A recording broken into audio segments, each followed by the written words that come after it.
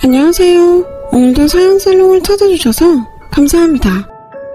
저는 30대 후반 전업주부입니다. 시어머니와 지금은 남이 된 형님 이야기를 해보려고 합니다. 시어머니가 돌아가신 지 올해로 꼬박 3년이 되어가는데 이렇게 날이 좋거나 또 맛있는 음식을 먹을 때면 언제나 저희 시어머니 생각에 코끝이 시큰해지곤 하는데요. 그만큼 시어머니는 저에겐 소중한 분이셨어요. 그에 반면 형님은 돈에 눈이 멀어 안타깝게도 그 외에 좋은 것은 보지 못하는 사람이었는데 그래서인지 저와는 그다지 맞는 부분이 없었던 것 같네요. 저는 돈도 돈이지만 언제나 사람들의 정이 그리웠거든요.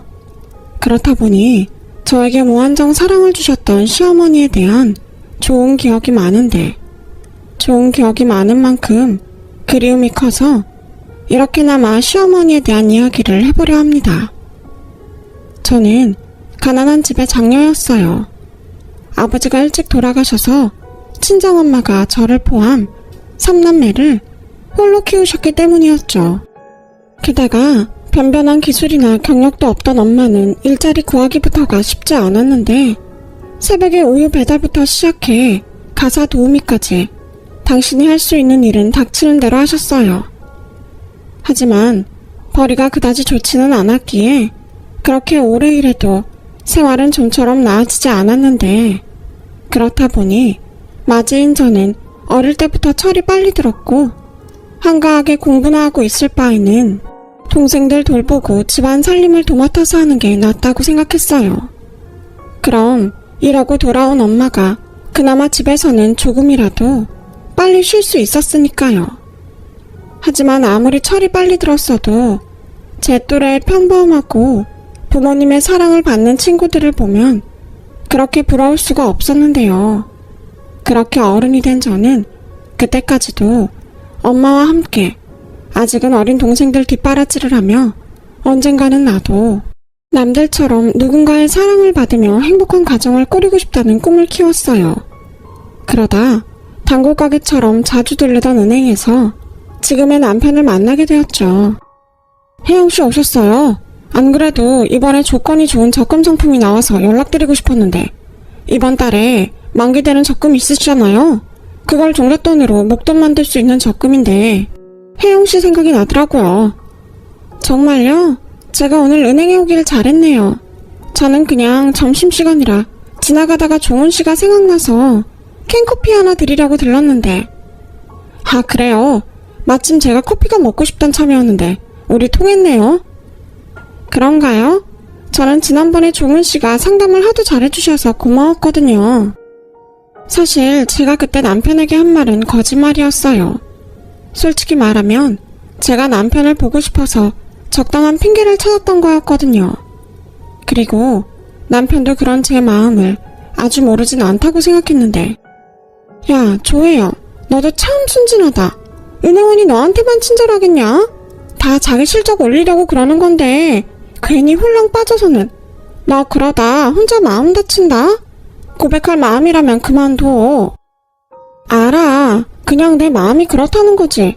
내 처지야 무슨 고백이야. 근데 좋아하는 마음은 자유잖아. 나는 뭐 사람 좋아하면 안 돼? 누가 안 된대? 괜히 그 남자도 널 좋아한다고 착각해서 실수하지 말라는 거지. 저는 그렇듯 은행원 남편을 혼자 짝사랑하고 있었어요.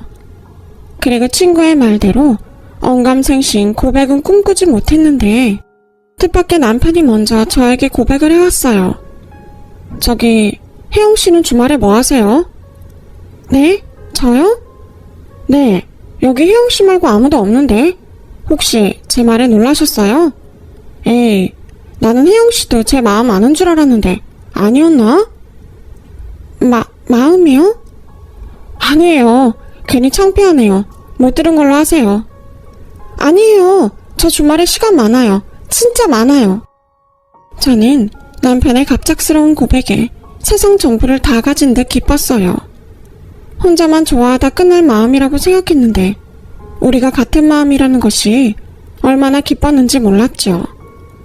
저희 부부의 시작은 그렇게 서툴고 어설펐지만 남편도 저도 마음만은 사귀는 내내 한결같았는데 막상 본격적으로 연애를 하니 미처 생각하지 못한 부분이 저를 고민하게 했는데요. 남편의 집이 생각보다 꽤 부유한 집이더라고요.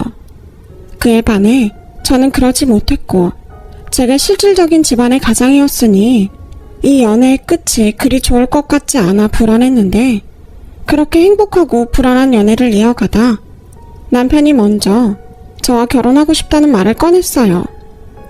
혜영아, 우리 이제 연애 그만하고 결혼하자. 알지? 우리 영 작년에 결혼한 거. 그거 보니까 나도 혜영이 너랑 하루라도 빨리 결혼하고 싶어. 솔직히 나도 종훈 씨랑 결혼하고 싶은데 종훈 씨도 알잖아. 우리 집 형편이 그다지 좋지 않은 거. 그게 왜? 우리 결혼이랑 그게 상관이 있어? 상관이 있지. 종훈 씨 집에서 이런 나를 좋아하시겠어? 에이, 네가 우리 엄마를 몰라서 그래. 우리 엄마 절대 그런 걸로 사랑 가리는 사람 아니야. 그래도 나 못 믿어. 그러지 말고 우리 집에 한번 가볼래? 우리 엄마 직접 보고 얘기해보면 너도 확신이 생길 거야. 저는 청혼을 받고 기뻐해야 할 때 이 남자와 헤어지게 될까봐 불안했어요. 그리고 자기 엄마는 절대 그런 사람이 아니라며 자기를 믿으라고 큰 소리치던 남편을 솔직히 믿을 수도 없었는데요. 당시 다니던 직장 동료도 그런 저를 말리더군요. 혜영아, 내가 먼저 결혼한 선배로서 말하지만 결혼 전 남자 말 다 믿으면 안 돼. 자기야 자기 엄마니까 잘 모르고 그런 소리 하는 거야. 그럼 어떡해? 싫다고 해? 솔직히 나도 종훈 씨랑 결혼하고 싶은데. 에휴, 그러게. 비슷한 처지면 좀 좋아? 그쪽은 좀 산다며? 집도 고급 아파트에 어머니가 이것저것 재산도 꽤 있고. 게다가 원래 홀시어머니는 힘든 거야. 아들이 은행원인데 그 콧대가 얼마나 높겠어? 시집살이 호되게 당하고 이혼할 바엔 그냥 서로 좋은 감정일 때 정리하는 게 나을 수도 있어. 이렇듯 회사 동료는 무조건 남편과 헤어지는 것이 좋다고 말했는데 제가 남편을 사랑하는 마음이 워낙에 컸기에 머리로는 헤어지는 것이 나을 수도 있다는 생각을 하면서도 쉽게 마음을 접을 수 없었고 나중에 후회할 바에는 일단은 부딪혀보자는 마음이 들어 무작정 남편이 하자는 대로 시댁을 가게 됐어요. 어서와요. 우리 막내 아들이 그렇게 예쁘다고 자랑을 하다니 실제로 보니까 정말 예쁘네요. 난 뭐 연예인이 들어오는 줄 알았잖아. 네? 그럴 리가요. 예쁘게 봐주셔서 감사합니다. 감사는 무슨, 나는 본대로 말한 건데. 그리고 여기는 우리 첫째 며느리. 나중에 동서지간이 될 수 있으니까 내가 같이 보자고 불렀어요. 혹시 불편해요? 엄마, 내가 그러지 말라고 했잖아. 형수도 불편하고 혜영이도 불편한데. 도련님, 저는 괜찮아요. 이참에 도련님 여자친구도 보고 저는 좋은데요? 그거 봐라. 네 형수는 좋다고 하잖아. 그리고 원래 네 형수는 우리 집에 자주 오는데 내가 안 불렀어도 아마 왔을 거다. 맞아요, 어머니. 도련님, 그러지 말고 우리 나가서 같이 저녁 먹어요. 형은 오늘 늦는다고 했거든요. 예, 뭘 나가서 먹니? 내가 오랜만에 아들 여자친구 데리고 온다고 해서 솜씨 좀 부려봤다. 아가씨, 찜닭 좋아해요? 네, 좋아해요. 어머니도 참, 요리도 잘 못하시면서 손님 왔을 땐 그냥 나가서 먹어요. 저 비위 약한 거 아시잖아요. 넌 꼭 내가 음식하면 비위 약하다고 하더라. 그렇게 싫으면 그냥 넌 네 집에 가서 먹어. 그래도 가족이 될 수도 있는 손님인데 내가 대접해야지. 안 그래? 그리고 나 저거 맛있게 하려고 연습도 했다. 그게 문제가 아닌데 어머니도 참. 저는 처음 간 자리라서 그런지 아직은 조심스러운 시어머니와 형님의 대화가 어딘가 모르게 불편했어요. 하지만 그만큼 두 사람이 친해서 그런가 했는데 그렇게 비위 타령을 하던 형님은 집에 가지 않았고 그대로 저희와 함께 저녁 식탁에 앉았어요. 그리고 떨리는 마음으로 시어머니가 차려준 음식 맛을 본 저는 깜짝 놀랄 수밖에 없었는데요. 그도 그럴 게 형님이 하도 그런 말을 해서 음식 맛이 별로여도 최대한 맛있다고 해야지 했었는데 막상 시어머님이 차려주신 음식 맛을 보니 너무 맛있더라고요. 그리고 저의 반응을 살피던 시어머니도 잔뜩 긴장한 얼굴로 저를 보고 있었는데 어때요? 입에 맞아요? 네, 어머니, 정말 맛있어요. 어머, 그래요? 다행이다. 난 또 큰애처럼 별로라고 할까봐 긴장했는데. 큰애 너는 어떠니? 어머니, 저는 이거 못 먹을 것 같아요. 저는 그냥 집에 가서 먹을게요. 형수, 그러지 마시고 조금이라도 먹고 가요. 이렇게 가시면 저희 엄마가 민망하잖아요. 어머, 도련님, 저 어머니랑 친해요. 제가 어머님 음식이 싫어서 그런 게 아니고 정말 비위가 상해서 그런 건데 어머님도 다 이해해 주신다고요. 맞죠, 어머니? 그래, 원래 싫다는 건 강요하는 게 아니다. 큰애 너 하고 싶은 대로 하렴. 그거 봐요. 그럼 저는 이만 가볼게요. 그쪽도 다음에 볼 수 있을지 모르겠지만 오늘 만나서 반가웠어요. 그렇게 형님은 시댁을 나갔어요. 그리고 남편은 그렇게 가버린 형수가 불만인지 얼굴색이 그다지 좋지 않았는데 시어머니는 아무런 내색도 하지 않고 그저 잘 먹는 저를 고마워하셨어요. 먹는 게 참 복스럽고 예쁘네. 아참, 말 놔도 될까? 나는 존댓말이 어색해서. 네, 말씀 편하게 하세요. 그리고 이렇게 저녁까지 거하게 차려주셔서 감사합니다. 괜히 저 때문에 고생하신 것 같아서 죄송해요. 엄마, 내가 말했지? 혜영이는 형수에 비하면 천사라고. 근데 혜영이가 걱정이 많아. 내가 결혼하자고 프로포즈 했는데. 종훈씨, 괜찮아 종훈아, 계속해봐. 프로포즈 했는데 뭐? 엄마가 혜영이 집안 형편 보고 싫어할까봐 혜영이가 아직 승낙을 안 했어. 오라, 그래서 일부러 집까지 데리고 왔구나. 엄마가 빨리 혜영이한테 말해줘. 엄마 그런 사람 아니라고. 그래야 내가 장가갈 수 있다니까. 저는 남편의 말에 화들짝 놀라고 말았어요. 그리고 그 모습을 보던 시어머니는 뭐가 그렇게 재밌는지 화통하게 웃기까지 하셨는데요. 내가 그런 사람인지 아닌지 네가 어떻게 알고 그런 말을 했어. 그리고 내 입으로 나는 그런 사람 아니니까 내 아들이랑 결혼해라 그런 말을 하라고? 엄마는 아들 장가 보내기 싫어? 혜영이라고 했나? 우리 아들이 혜영이 너를 진짜 많이 좋아하나 보다. 나는 뭐 그래. 내가 어떤 사람인지 내 입으로 말한들 그게 진짜 나일지는 모르겠어. 하지만 딱 하나 약속할 수 있는 건 네가 걱정하는 그런 이유로 널 싫어하는 일은 없도록 하마. 그건 내가 생각해도 좀 별로거든. 그러니 결혼은 너희들이 신중하게 생각하고 결정해. 나는 너희들의 결정에 따를 거니까. 단 결혼은 니들 힘으로 하는 거다. 네 형도 그렇게 결혼한 거 알지? 작게 시작해서 소박하게 살든 무리해서 노력하며 살든 그건 너희 몫이니까. 그것도 둘이 신중하게 생각해. 저는 솔직히 시어머니의 말에 감동했어요. 무엇보다 남편이 말한 것보다 시어머니의 인품이 좋다는 걸 단번에 알 수 있었기에 마음을 내려놓을 수 있었죠. 그래서 남편과 결혼을 결정하고 결혼식을 올리는 동안에도 큰 어려움은 없었어요.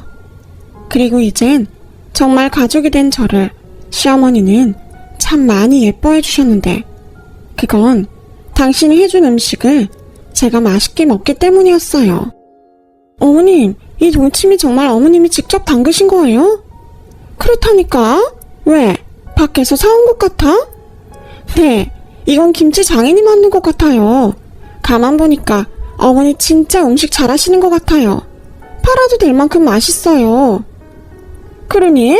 나는 하도 큰애가 내 음식이 별로라고 해서 어디 내놓기가 창피했는데 너 정말 나한테 아부다는 거 아니고 맛있는 거 맞지? 그럼요. 제가 어머니한테 아부던다고 뭐 나오나요? 그리고 진짜 맛있지 않으면 제가 밥 2공기를 먹지 않죠. 요즘 다이어트 하는 중인데. 네가 무슨 다이어트를 해? 삐쩍 말랐구만.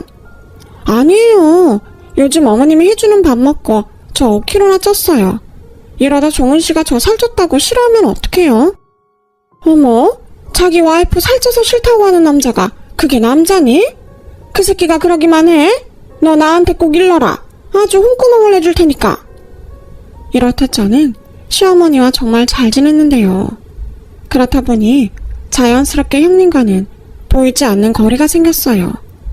그리고 한 번은 형님이 시어머니가 자리를 비우신 틈을 타 이런 말을 한 적도 있었어요. 동서는 가만 보면 진짜 여우야? 어쩜 그렇게 아부를 잘 떨어? 전생에 친일파였나? 아니면 조상 중에 친일파가 있어? 네? 형님, 그게 무슨 말이세요? 어머, 이 와중에 눈치도 없는 거야? 그러니까 내 말은 적당히 하라고. 동서가 아무리 아부를 떨어도 장남이 먼저고 맏며느리가 먼저야. 괜히 헛물 켜고 맘 상하지 말고 적당히 해. 막말로 동서는 나한테 잘 보여야 하는 거 아니야? 뭐가 현명한지 잘 생각해봐. 형님, 저는 형님이 지금 무슨 말씀을 하시는지 정말 모르겠어요. 그리고 저는 어머님한테 아부 떤 적 없어요. 그냥 어머님이 해준 음식이 맛있다고 한 것 뿐인걸요. 바로 그거야. 난 비위가상해서 못 먹겠던데 동서는 잘만 받아먹더라. 그럼 같이 있는 나는 뭐가 돼? 저는 솔직히 형님이 비위가 상한다는 말도 이해가 안 가요. 저는 맹세코 정말 맛있거든요. 이거 봐. 동서, 어머님이 음식할 때 손 씻는 거 봤어? 그리고 음식 만지고 행주 만지고 또 음식 만지는데 그 음식이 퍽도 위생적이겠다. 난 그래서 어머님 음식 안 먹는 거야. 저는 형님의 말에 깜짝 놀랐어요. 설사 형님의 말이 맞다고 해도 저는 정말 아무 상관 없었거든요. 그리고 그렇게 시어머니 음식이 비위가 상한다면서 저보다 시댁에 자주 오는 형님의 마음도 저는 도무지 이해할 수가 없었는데요. 그러다 제가 결혼하고 1년 정도 지났을 무렵 드디어 그 이유를 알게 됐어요. 동서, 요즘 어머님이랑 많이 친해졌지? 혹시 금고에 대해 뭐 들은 거 있어?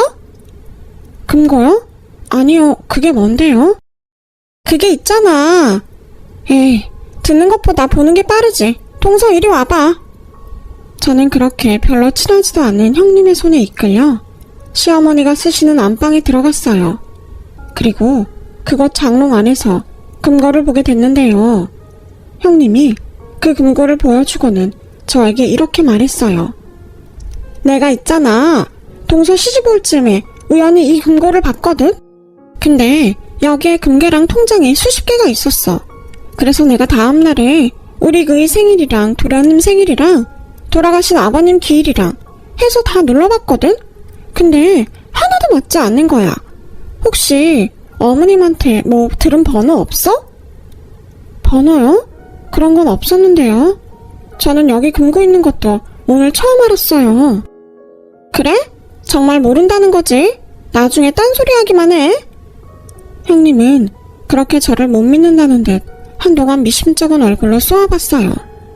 하지만 제가 진짜 모른다고 하니 실망한 얼굴을 하고서는 제가 묻지도 않은 금고 이야기를 하기 시작했는데요.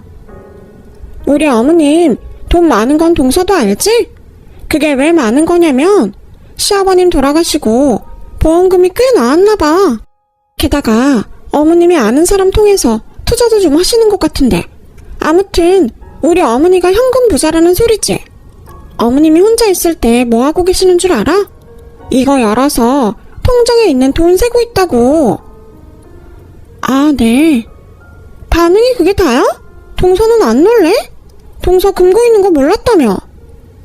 네, 몰랐어요. 그런데요, 어머님이 돈이 많은 게 제가 놀랄 일인가요? 그게 제 돈도 아닌데요. 동서는 순진한 거니 아니면 순진한 척하는 거니? 됐다. 아무튼 어머님이 저렇게 돈이 많지만 어머님 돌아가시면 결국 그 돈이 누구한테 가겠어? 전부 장남인 우리 그이한테 가지 않겠어? 아, 그러겠네요. 그러니 동서는 괜히 닥쳤던 걔 지붕 쳐다보지 말고 나한테 잘해. 어차피 동서가 그렇게 시어머니한테 잘 보이려고 아부를 떨어도 말로만 예뻐하시는 거지 실속은 하나도 없다고. 지금 이 금고도 그래. 나는 그래도 여기 금고가 있다는 건 알고 있었잖아. 근데 동서는 나 아니었음 이 금고 존재를 알 수나 있었을까? 이게 다 맏며느리인 나한테만 넌지시 알려주신 거야. 일부러 금고를 살짝 보여주신 거지. 여기에 금고가 있으니 내가 없거든 마진 네가 알아서 해라. 뭐 그런 거 아니겠어? 형님은 결국 저에게 그 말이 하고 싶었던 것 같았어요. 그리고 제가 금고에 대해 알지 못하고 또 금고 비밀번호를 모른다는 것도 꽤 흡족해하고 있었는데 제가 별다른 반응을 보이지 않자 쐐기라도 박듯 이런 말을 마지막에 하더라고요. 그러니 동서, 지금부터라도 나한테 잘해. 어머님한테 아부 떠는 거 차라리 나한테 하라고. 그럼 혹시 알아? 내가 유산 받고 동서한테 좀 떼줄지. 근데 형님, 자꾸 말씀 중에 어머님이 돌아가신다느니 유산 같은 말을 하시는데 그건 좀 듣기가 힘들어요. 어머님 지금 건강하신데 꼭 나쁜 마음 먹고 있는 것 같아서요. 어머, 지금 혼자서 착한 척 하는 거야? 그래, 동서는 혼자 착한 척 하다가 빈털터리로 살아. 나중에 후회하지 말라고. 저는 그날 그렇게 형님이 굳이 싫은데도 시댁에 꼬박꼬박 오는 이유를 알았어요. 그리고 그 이유를 알고부터는 형님이 더 인간적으로 별로였는데요. 더 별로인 건 저에겐 자기 속마음을 다 보이고는 뻔뻔하게 시어머니 앞에선 모르는 척 내숭을 떤다는 것이었어요. 하지만 그렇다고 한들 제가 시어머니한테 형님의 속내를 일러바칠 수는 없었죠. 괜히 저 때문에 집안 싸움이 일어나는 것도 싫었고 무엇보다 시어머님이 충격을 받을 것이 걱정되었기 때문이었어요. 그래서 오히려 제가 형님을 잘 감시해야겠다고 생각하며 시댁을 오고 갔는데 그러다 저희 친정에서 깜짝 놀랄 소식이 들려왔어요. 언니, 있잖아. 집에 큰일 났어. 왜? 무슨 일인데? 글쎄, 요 며칠 엄마가 몸이 좋지 않아서 오빠가 엄마 데리고 병원에 갔거든? 근데 검사 결과 엄마가 위암 3기래. 언니, 우리 이제 어떡해? 순간 막내 동생의 말에 저는 머릿속이 하얗게 되는 것 같았어요. 눈앞이 캄캄하고 손발이 떨리는데 아무리 말을 하려고 해도 목소리가 입 밖으로 나오지 않더군요. 또 앞서 말했듯 저희 친정은 경제적으로 여유가 없었기에 덜컥 돈 걱정이 먼저 들었는데 제가 하필이면 그때 결혼은 회사를 그만둔 시점이라 남편한테 돈 얘기를 선뜻 하지 못했어요. 그렇다고 돈 때문에 엄마의 수술을 미룰 수는 없었기에 우선은 퇴직금과 붓고 있던 적금을 모두 해지했는데요. 남편이 은행에서 일을 하다 보니 생각보다 빨리 남편에게 적금을 깬 사실이 드러나고 말았어요. 이 바보야, 그렇다고 적금을 깨? 나한테 말을 하지. 그게 있잖아. 자기한테 친정에 돈 필요하다는 말은 정말 못하겠더라고. 그래도 내가 가진 돈으로 엄마 수술비는 어떻게 될 것 같아. 근데 문제는 다음이야. 수술만 받으면 될 줄 알았는데. 됐어. 이제 혼자 걱정하지 마. 이 다음은 내가 어떻게든 할게. 그리고 다음부터는 나한테 제일 먼저 말해. 나 자기 남편이잖아. 알겠어. 미안해. 그리고 고마워.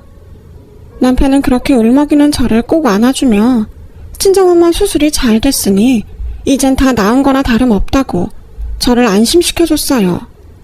그 순간 제가 결혼 하나는 잘했다는 생각이 들었는데 다음날 그날도 엄마 병실에 있던 저에게 시어머니가 전화를 하셔서는 병원 로비로 내려오라고 하셨어요. 저는 시어머니의 전화를 받고 시어머니가 병원에 오신 것도 놀랄 일이었는데 제가 더 놀랄 일은 그 다음이었어요. 어머님, 여기 어떻게 오셨어요? 혹시 종은 씨가 저희 엄마 얘기를 하던가요? 그래. 아니 너는 이런 큰일이 있으면 나한테 상의를 하지. 왜 혼자 끙끙 앓았니? 내가 종은이한테 소식 듣고 얼마나 마음 아팠는지 알아? 죄송해요. 근데 그때는 정말 아무 생각도 들지 않았어요. 그래. 네 속에 얼마나 애가 탔겠니? 시간 오래 뺐지 않으마. 이거 받아라. 저는 그렇게 시어머님이 건넨 작은 쇼핑백을 아무 생각 없이 받았어요. 그리고 먹을 거라도 사오셨나? 하면서 쇼핑백 안을 열었는데 쇼핑백 가득 돈 뭉치가 들어있어서 깜짝 놀라고 말았죠. 계좌로 보내야 하는데 내가 네 계좌를 몰라서 그냥 통장에 있는 돈 다 찾아왔다. 어머니, 그래도 이건 너무 많은데요? 많긴 뭐가 많아. 너 퇴직금에 적금 다 깼다며. 네 친정엄마가 그 사실 알면 얼마나 마음 아프겠니. 그리고 수술 끝났으면 항암도 해야 하고 네 동생들 아직 어리잖아. 그럼 생활비며 학비며 돈 들어갈 일이 태산인데 그 돈이 부족하지는 않으면 다행이지. 저는 시어머니의 말씀에 왈칵 눈물이 쏟아졌어요. 항상 집안에서 문제가 생기면 저 혼자 해결해야 한다는 그런 생각을 갖고 살았는데 남편도 그렇고 시어머니가 이렇게나 저를 생각해주니 저도 모르게 눈물이 쏟아지더라고요. 그리고 한동안은 그칠 수가 없었는데 그때 시어머니가 저를 꼭 안아주며 이렇게 말씀하셨어요. 많이 놀랐지? 엄마 수술 잘 됐으니까 금방 완치되실 거야. 지금은 울고 이따가 엄마랑 동생들 앞에서는 씩씩하게 굴어. 네가 맞이인데 든든하게 버텨야지. 근데 혜영아, 잊지는 마라. 네 뒤엔 종훈이도 있고 나도 있어. 그러니까 혼자 끙끙거리지 말고 언제든지 의지해.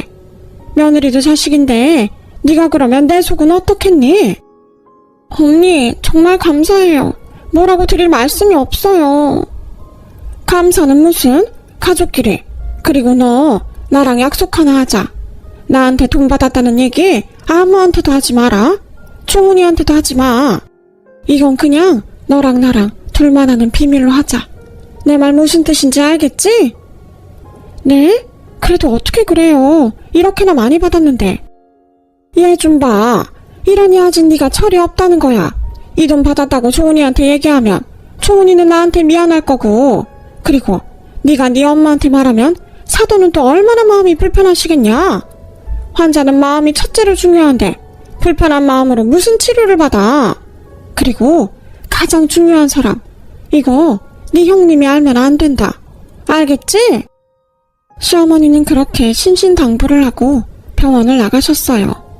병문안은 저희 엄마가 많이 호전되면 서로 웃는 얼굴로 하고 싶다고 하셨는데 태어나 처음으로 나도 누군가의 그늘 밑에 있다는 생각이 들었어요. 따뜻하고 든든한 시어머님의 그늘이었죠. 그리고 시어머님이 주고 가신 쇼핑백에는 아마도 은행 직원이 넣어뒀을 것 같은 어머님의 통장이 들어있었는데 순간 형님에게 들었던 금고 이야기가 떠올랐어요. 어쩌면 이 통장이 그 금고에 있던 통장 중 하나였던 것이 아닐까 하는 생각이 머릿속을 스쳐 지나갔죠.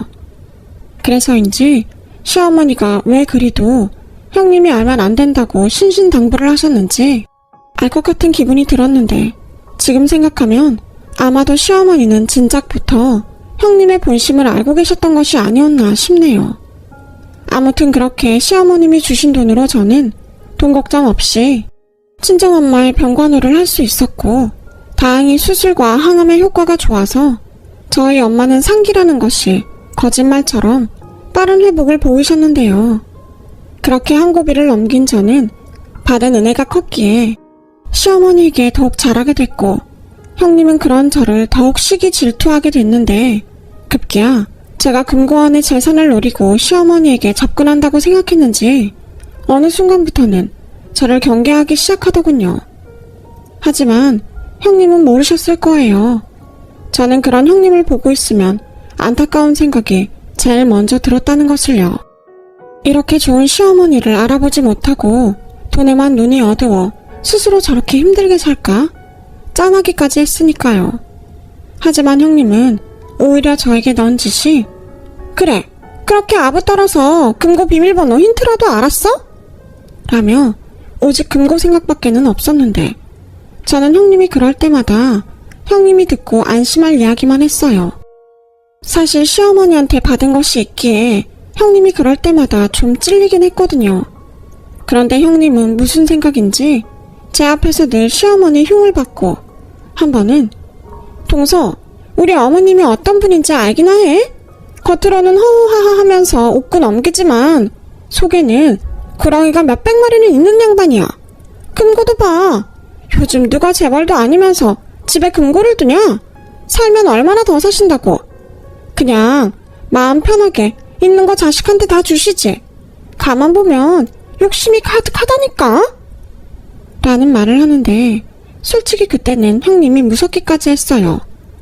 그때가 친정엄마가 위암 선고를 받고 제가 많이 놀랐던 때라 더욱 그랬는데 저는 그럴 때마다 형님에게 정색하며 이렇게 말했죠. 형님, 저는 어머님 재산에 1도 욕심이 없어요. 그러니까 제발 부탁인데 제 앞에서는 어머님 얘기 그렇게 하지 않으셨으면 좋겠어요. 어머 별꼴이야. 누가 보면 동서가 여기 딸인 줄 알겠다. 아니 며느리들끼리 시어머니 욕도 못해? 나 원참 동서 앞에서 무슨 말을 못하겠다. 동서 나중에 후회하지 마. 오늘 이 행동 나 절대 잊지 않을 거니까. 그리고 분명히 말했다. 동서 어머님 재산 1도 욕심 없다고. 그렇게 형님은 제 말에 안도가 됐는지 그 뒤부터는 저에게 시어머니나 금고 얘기는 일절하지 않았어요. 하지만 지금 생각하면 시어머니는 이 모든 걸 다 알고 계셨던지 어느 순간부터 저를 밖에서 보자고 한 날이 많았고 때론 저희 집까지 오셔서 아무렇지 않게 의문의 쇼핑백을 툭툭 건네곤 하셨는데요. 그걸 열어보면 여지없이 돈이나 금 같은 것들이 들어있었어요. 어머니, 이게 뭐예요? 그리고 왜 자꾸 이런 걸 주세요? 저 부담스러워서 싫어요. 부담은 무슨? 엄마가 자식한테 용돈 주는 건데. 무슨 용돈을 이렇게 많이 주시는데요. 저는 싫어요. 안 받을래요. 전에 받은 것도 너무 많았는데 이러시면 저 염치 없는 며느리 만드시는 거예요. 그러니까 저 언젠가는 그 돈도 전부 갚을 거니까 이런 거 주지 마시고 제가 그 돈 다 갚을 때까지 어머니는 절대 아프지 마세요. 진짜 오래오래 사세요. 제가 바라는 건 딱 그거 하나예요. 어머, 얘 말하는 것 좀 봐. 이래서 내가 딸이 갖고 싶었다니까. 너 며느리 말고 오늘부터 내 딸하면 안 되니? 사돈이 딸 뺏어간다고 싫어하실까? 이쁜 것. 그럼 이거 나 대신 보관한다 생각하렴. 집에 이런 거 두면 누가 훔쳐갈까봐 심장이 벌렁거리거든. 저는 순간 어머니는 금고가 있잖아요 라는 말을 할 뻔했어요. 하지만 그 말을 이상하게도 하기가 싫었는데 시어머니는 그 뒤로도 계속 저에게 보관하라며 돈이며 금이며 때로는 땅 문서까지 저에게 건네셨어요. 그러다 문득 이런 생각이 들더군요. 이미 형님의 마음을 눈치챈 시어머니가 불안해서 저에게 당신의 재산을 대신 맡아달라는 것이 아닐까 하는 그런 생각이었죠. 그래서 저는 정말 소중하게 시어머니가 주신 것들을 보관해 두었어요. 그러다 남편에게서 시어머니가 사실은 많이 아프다는 얘기를 듣게 됐고 저희 엄마가 위암에 걸렸다는 것보다 훨씬 더 충격을 받았는데요. 뭐? 자기는 그 얘기 왜 지금 해? 어머니는 엊그제까지 나한테는 아무런 말씀도 하지 않으셨는데 정말이야? 나 놀리는 거 아니지? 엄마가 최대한 늦게 혜영이 너한테 말하라고 했어. 어찌나 신신당부를 하는지. 차마 엄마 말을 안 들을 수가 없더라고. 근데 있잖아. 우리 엄마 원래부터 신장이 안 좋으셔. 내가 어릴 때 이식을 받긴 했는데 이제는 그것도 힘든가 봐. 저는 그제야 알 수 있었어요. 가끔 시어머니가 살이 찌신 건지 부었다고 생각될 때가 있었는데 그럴 때면 얘, 나 좀 살찐 것 같지 않니? 요즘은 물만 먹어도 그렇게 살이 찐다? 라며 너스레를 떠셨던 것이 생각이 났어요. 하지만 제가 알았을 때는 모든 것이 다 늦었을 때였고 시어머니는 병원 생활을 피할 수 없게 되셨어요. 어머니는 저한테 제일 먼저 다 말하라고 하셔놓고 어머님은 이게 뭐예요? 제가 얼마나 놀랐는지 아세요? 미안하다. 원래 엄마들이 다 그래. 내 새끼 걱정할까봐 말을 잘 못한다. 게다가 넌 니네 엄마 수술 받으신 지도 얼마 안 됐잖아. 그래도요. 어머님 이렇게 아프신데 제가 아무것도 몰랐다는 게 말이 안 되잖아요. 제가 무심했어요. 눈치를 챘어야 했는데. 사람이 작정하고 속이는데 네가 무슨 수로 눈치를 채. 됐다. 난 이제 미련도 없어. 이젠 좀 편해지고 싶다. 시어머니는 그렇게 말하고 저를 보며 웃으셨어요. 하지만 저는 그게 시어머니가 포기한다는 말 같아서 싫었는데요. 그 뒤로는 정말 시어머니의 병실에 살다시피 하며 시어머니 병간호를 했어요. 다행히 그때는 하암을 마친 친정엄마가 퇴원을 하셔서 동생이 친정엄마를 집에서 돌볼 수 있었고, 저는 저라도 신장 이식을 할 수 있는지 제가 할 수 있는 최선을 다했는데요. 시어머니는 그럴 때마다 싫다고 거부하셨어요. 예, 아무리 내가 살고 싶어도 네 신장 떼서 연명하고 싶은 마음은 없다. 이식도 젊고 건강할 때 하는 거야. 나는 이미 한 번 하지 않았니? 그것도 쉬운 거 아니다. 그리고 네가 지금은 영원히 젊을 것 같지? 사람 늙는 거 그리 오래 걸리지 않아. 네 몸 아끼라는 소리야. 너 계속 그러면 나 병원 옮길 거고 너 못 오게 한다. 어머니, 그래도 제가 어떻게 손 놓고 있어요. 해볼 수 있는 건 다 해봐야죠. 난 지금이 좋다. 나도 혼자 너무 오래 살았잖아. 그래서 하는 말인데, 너 내가 준 것들 잘 보관하고 있지? 네, 그럼요. 어머님 물건 제가 하나도 빠뜨리지 않고 잘 보관하고 있으니까 걱정하지 마세요. 그래. 그리고 병원비도 니들 돈 쓰지 말고 그 돈으로는 해라. 그리고 내가 만약에 죽거든, 장례비도. 어머니, 저 그런 말씀하시면 화낼 거예요. 어머님이 그러셨잖아요. 환자는 마음이 첫 번째로 중요하다고. 근데 어머님은 왜 그렇게 부정적인 말만 하세요? 예, 죽는 게 뭐가 부정적이야. 아프지 않고 편하게 갈 수 있으면 그것도 복이다. 절대 그렇게 생각하지 마라. 알겠지? 그리고 그때도 말했지만 내가 너한테 전 재산 맡긴 거 절대 네 형님한테 말하면 안 돼. 알겠지? 네, 절대 말 안 해요. 그때였어요.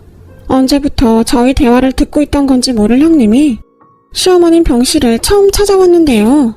행여 저와 시어머니의 대화를 들었을까봐 저희 두 사람이 얼마나 놀랐는지 몰라요. 형님, 오셨어요? 어? 동서는 오늘도 여기 있구나.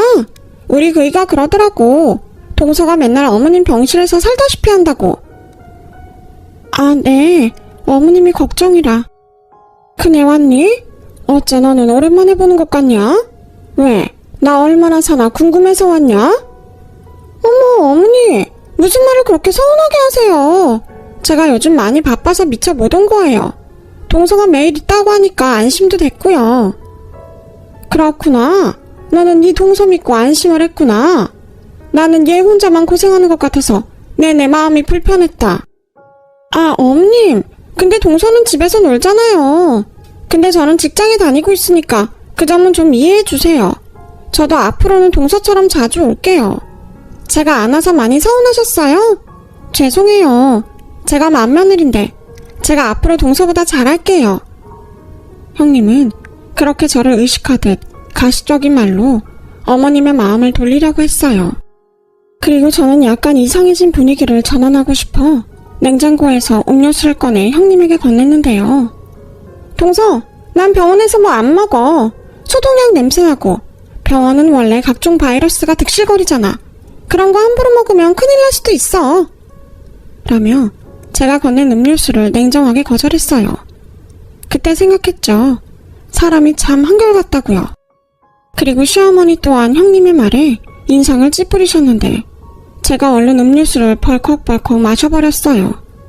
그 뒤로 형님은 자기가 말한 대로 시어머니 병원에 오는 날이 많았는데 병원에 올 때면 금고 얘기를 넌지시 흘렸고 그런 걸 봐서는 전에 저와 시어머니의 대화를 형님이 듣지를 못한 것 같아 저는 뒤에서 안도의 한숨을 쉬었죠.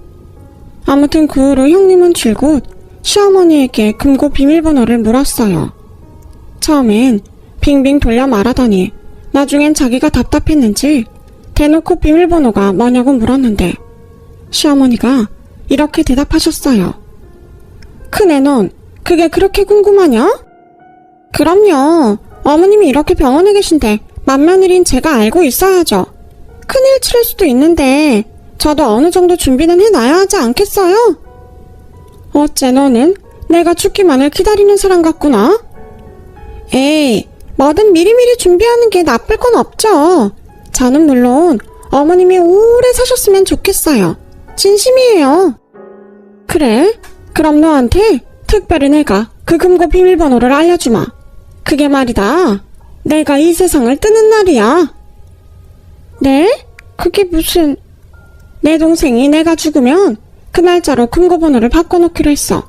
그러니 너는 내가 죽거든 얼른 가서 그 금고 열어보면 된다. 이 말이야. 됐니? 헤이, 우리 어머니 제가 금고 비밀번호 알려달라고 해서 서운하신가 보다. 알겠어요. 어른이 알아서 주시겠어요? 저 기다릴게요. 동서, 나는 이만 갈 건데 동서는 여기 계속 있을 거지? 그럼 수고해. 형님 벌써 가시게요? 오신 지 30분도 안 됐는데. 어머, 그랬어? 난 한 3시간 된 것 같았는데. 근데 어머님이 지금 나 때문에 마음이 불편하시잖아. 괜히 내가 있어봤자 도움이 안 될 것 같으니까 난 다음에 올게. 형님은 그렇게 자기야말로 마음이 불편한 채 병실을 나갔어요. 그리고 형님이 나가던 뒷모습을 보던 시어머니가 낮은 목소리로 혼잣말처럼 이렇게 말씀하셨는데요. 내가 저거 그 금고 보고 뒤로 나다 빠지는 거 꼭 보고 싶은데 에이, 그걸 못 보고 가네. 저는 시어머니의 말을 듣고 고개를 갸웃했어요. 모르긴 몰라도 그 금고는 아마도 텅텅 비어있을 거라고 생각했죠. 그래서 형님이 그걸 보고 뒤로 나자빠질 거라고 시어머니는 생각하신 것 같았는데 그 뒤로 형님은 시어머니의 병실을 찾는 일은 없었어요. 그렇게 8개월 정도의 시간이 흘렀어요. 언제나 병실에서도 유쾌한 모습을 잃지 않았던 시어머니는 한순간 건강이 나빠지더니 돌이킬 수 없게 되었고 그렇게 안타깝게 돌아가셨는데요.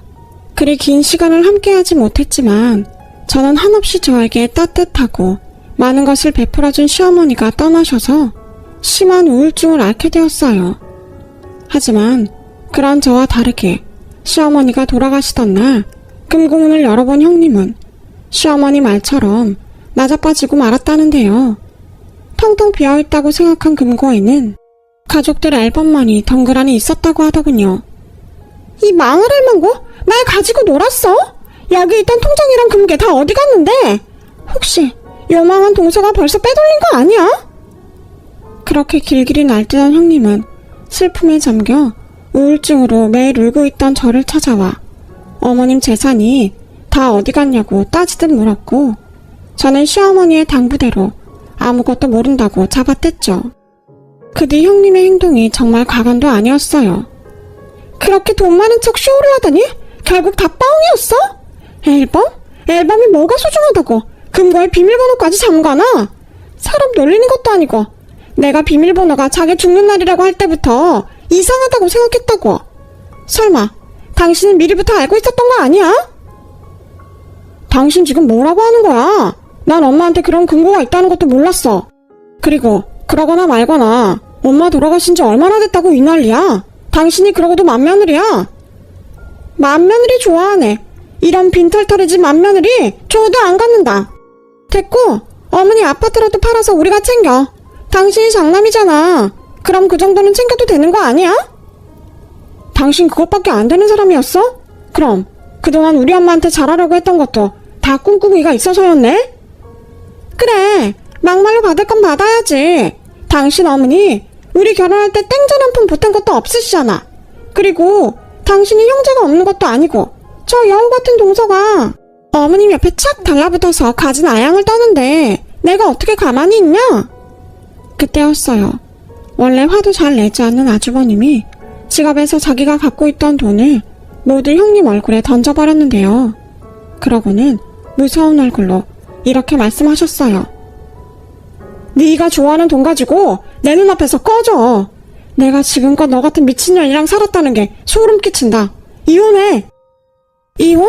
그래, 이혼해. 그럼 아파트 팔아서 나 위조료 주고 이혼해. 그럼 되잖아. 나도 뭐 하나 건질 건 있어야지. 형수, 진짜 너무한 거 아니에요? 형수가 막말로 우리 엄마한테 뭘 해줬어요? 우리 엄마 비위 한번 맞춰본 적 있냐고요? 도련님, 그렇게 말씀하시는 거 아니죠? 아, 됐어요. 저는 저 챙길 거 챙기면 이 집하고도 아무 상관없는 사람이니까 다들 그렇게 하시죠? 저는 이 판국에 마치 자기가 받을 거 받는다는 듯 말하는 형님을 도저히 용서할 수 없었어요. 주방에서 물을 한 바가지 떠서 형님 얼굴에 부어버렸는데요. 동서! 이혼할 마당에 무슨 동서? 야, 넌 평생 안 늙냐? 결국 너도 네가 좋아하는 돈 때문에 비참하게 갈 거야. 내가 장담해.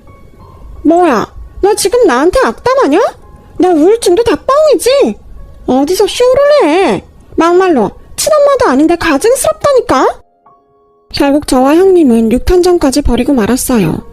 그리고 제 손엔 형님의 머리카락이 한 움큼 쥐어져 있었는데 그날 이후 보다 못한 아주버님이 정식으로 이혼 소송을 내셨고 그렇게 형님은 땡전 한 푼 건지지 못하고 그대로 쫓겨나게 되었답니다. 저는 이런 일은 어디 드라마에서나 있는 건 줄 알았어요. 그런데 이렇게 가까이 이런 기막힌 일을 겪다 보니 아니 벙벙하기만 했는데요. 그러다 시어머니가 왜 그렇게 저에게 자신의 것을 보관하라며 줬는지 알 수가 있겠더라고요. 그리고 저는 아주버님과 남편에게 시어머니가 맡겨둔 재산이 있다며 두 사람에게 금괴와 통장, 돈 딱 문서를 내주었고 시어머니와 있었던 비밀까지 모두 털어놓았어요. 그러자 아주버님이 먼저 눈물을 흘리셨어요. 살아계셨을 때 제대로 효도를 다 하지 못한 죄가 크다면서요.